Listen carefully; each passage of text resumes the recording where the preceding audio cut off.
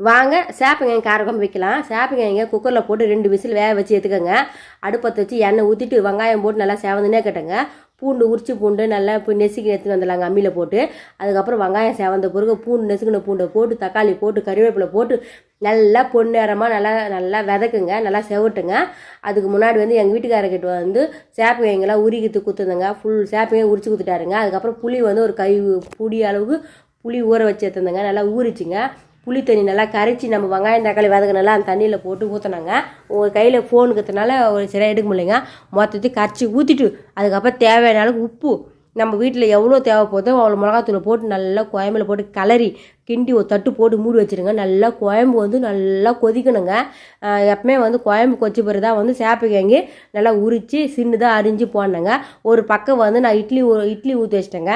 நான் சேப்பங்கிழங்கு காரக்குழம்பு இட்லிக்கு சாப்பிட போகிறேன், சாதத்துக்குங்க 2 in 1ங்க. அதுக்கப்புறம் குழம்பு நல்லா கொச்சி பிறகு சேப்பங்கிழங்கு போட்டு பிறகு கொஞ்சம் கொதிக்க வைக்கணுங்க தட்டு போட்டு. இந்த பாருங்க நல்லா கொச்சி நல்லா குழம்பு கட்டியாகிடுங்க.